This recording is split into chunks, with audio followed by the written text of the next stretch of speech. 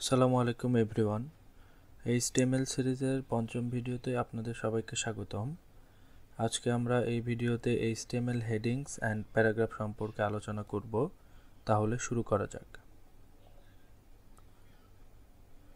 আজকে আমরা এই ক্লাসে জানব এইচটিএমএল হেডিংস। হেডিংস আর important, bigger headings, HTML tag reference, HTML paragraph, benefit and impact, HTML display, HTML horizontal rules, HTML line break, the poem problem, HTML pre-element, HTML tag reference. শুরুতে আমরা জানব HTML headings. HTML headings হলো একটা শিরোনাম। পূর্বের ক্লাসে আমরা ইতিমধ্যে জেনেছি।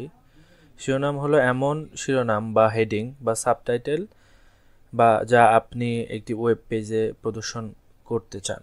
ঠিক আছে, আমরা পূর্বের ক্লাসে জেনেছি যে H1 ট্যাগ বা হেডিং ট্যাগ H1 থেকে H6 পর্যন্ত 6টা হয়ে থাকে। এখানে দেয়া আছে H1 থেকে H6, এটা সাইজ এইভাবে আউটপুট যখন আপনি প্রদর্শন করবেন H1 সবচেয়ে বড় হবে আর H6 সবচেয়ে ছোট হবে। তারপরে মাঝখানে যেগুলো আছে H2 H1 এর থেকে একটু ছোট হবে, H3 একটু ছোট হবে, দেন H3 থেকে H4 একটু ছোট হবে, H4 এর থেকে H5 একটু ছোট হবে। HTML হেডিংস হলো H1 থেকে H6 ট্যাগ দিয়ে ডিফাইন করা হয়। অর্থাৎ H1 ট্যাগ, হেডিং ট্যাগগুলো H1 বা H6 থেকে এগুলা 6টার মধ্যে H1 দিয়ে বা H1 থেকে H6 পর্যন্ত ডিফাইন করা হয়। H1 সবচেয়ে গুরুত্বপূর্ণ হেডিং সংজ্ঞায়িত বা ডিফাইন করে, H6 হচ্ছে সবচেয়ে ছোট বা কম গুরুত্বপূর্ণ হেডিং ডিফাইন করে। এখানে 6টা হেডিং দেওয়া আছে, হেডিং ট্যাগ দেওয়া আছে, এইভাবে সেম করলেই হবে।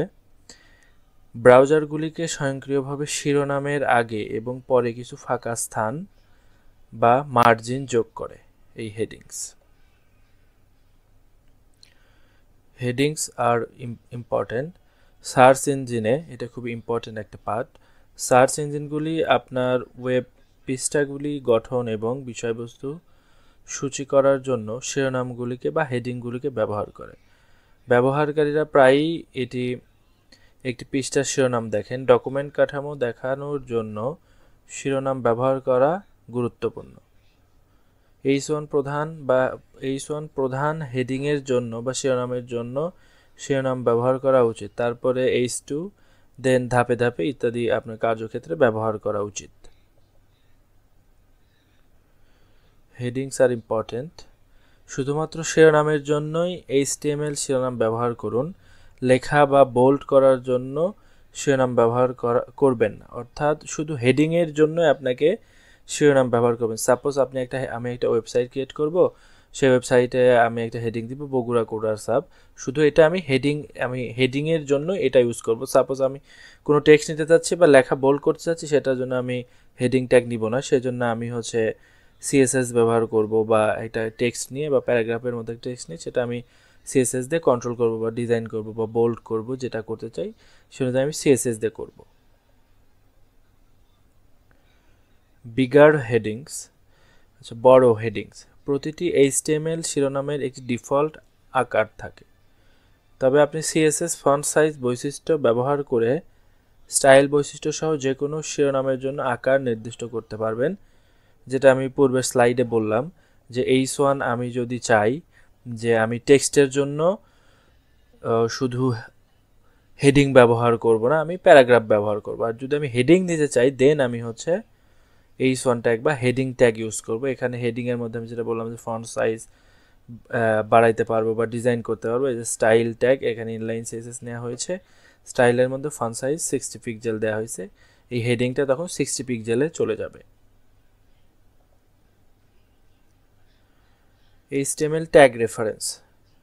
HTML ট্যাগ রেফারেন্স হচ্ছে HTML, যেটা হচ্ছে আমি define the root of an HTML document, অর্থাৎ HTML ডকুমেন্টের রুট ডিফাইন করে।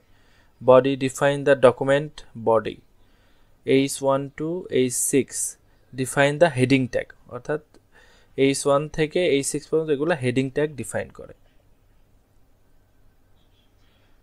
HTML প্যারাগ্রাফ একটি অনুচ্ছেদ সর্বদা একটি নতুন লাইন দিয়ে শুরু হয় এবং সাধারণত এটি একটি text block.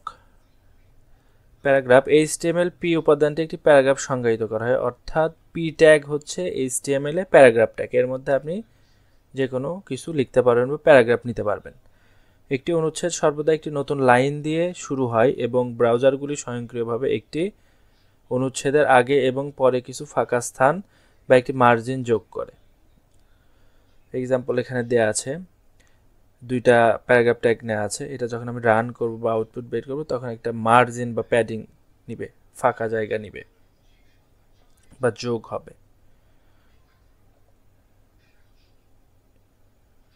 HTML display. HTML কিভাবে প্রদর্শিত হবে তা আপনি নিশ্চিত হতে পারবেন না। বড় বা ছোট স্ক্রিন এবং আকার পরিবর্তন করা উইন্ডো বিভিন্ন ফলাফল তৈরি করবে। HTML এর মাধ্যমে আপনি আপনার HTML কোডে অতিরিক্ত স্পেস বা অতিরিক্ত লাইন যোগ করে প্রদর্শন পরিবর্তন করতে পারবেন না। পৃষ্ঠাটি হলে ব্রাউজার স্বয়ংক্রিয়ভাবে অতিরিক্ত স্পেস এবং লাইনগুলো সরিয়ে ফেলবে। অর্থাৎ আপনি যখন ছোট ডিভাইসে বা কার্ভ ডিসপ্লেতে আপনি আপনার কোডিং বা যে ওয়েবসাইটটা আপনি বানাবেন বা HTML ডকুমেন্ট যে কোড করেছেন সেটা আউটপুট করবেন, সেটা ছোট ডিসপ্লে হলে না ওই ডিসপ্লের মধ্যে না জায়গা নিলে বা না আটলে ওটা হচ্ছে ব্রাউজার সরিয়ে ফেলবে। এখানে all in personalize medicine example, এখানে একটা প্যারাগ্রাফ ট্যাগ নেওয়া হয়েছে, দেন আরেকটা এক্সাম্পল নেওয়া হয়েছে। এখানে এখন আমরা HTML হরিজন্টাল রুল সম্পর্কে জানবো।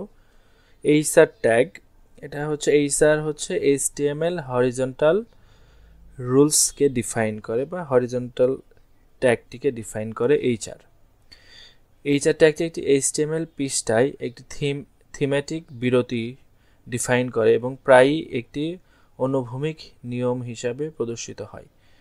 HR এলিমেন্ট HTML পৃষ্ঠায় কন্টেন্ট আলাদা করতে অথবা পরিবর্তন করতে ডিফাইন করে বা ব্যবহার হয়। এখানে একটা কোড দেয়া আছে, যেমন HTML ট্যাগ, দেন হচ্ছে বডি নিয়ে আছে, একটা প্যারাগ্রাফ নিয়ে আছে, দেন HR ট্যাগ নিয়ে আছে। অর্থাৎ হরিজন্টাল রুল হিসেবে এই কোডগুলো তখন প্রদর্শন করবে। HR ট্যাগটি একটি খালি ট্যাগ বা সিঙ্গেল ট্যাগ যার কোনো শেষ ট্যাগ নেই। HR ট্যাগ হচ্ছে বিআর ট্যাগের মতো single tag. HTML line break.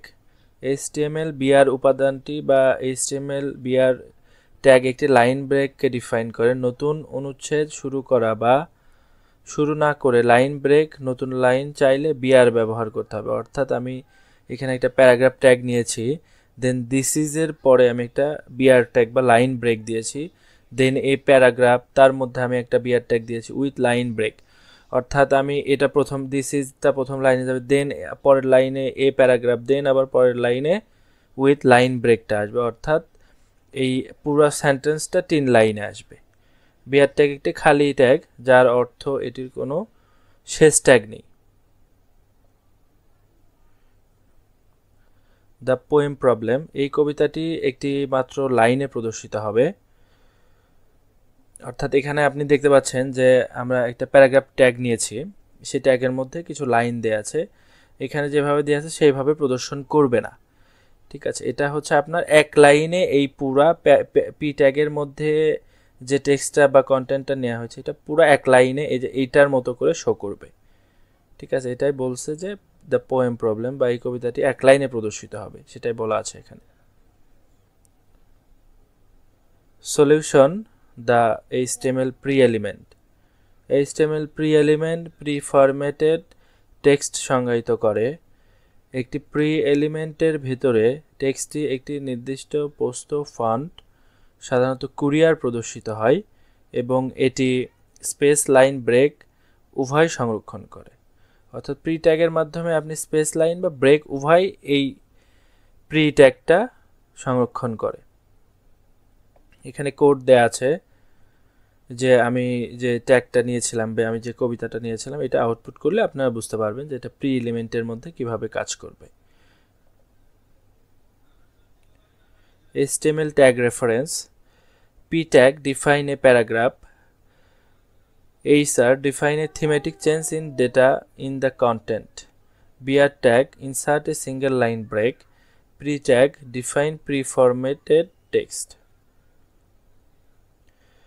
যারা আজকেই বগুড়া কোডার্স হাব চ্যানেলে আজকেই প্রথম ভিডিও দেখছেন তারা অবশ্যই চ্যানেলটি সাবস্ক্রাইব করবেন। নতুন নতুন ভিডিও পেতে লাইক কমেন্ট করবেন এবং আমাদের সাথেই থাকবেন। আজকে এই পর্যন্তই। আগামী দিন দেখা হবে নতুন কোনো ভিডিওতে। সেই পর্যন্ত সবাই ভালো থাকুন, সুস্থ থাকুন। আল্লাহ হাফেজ।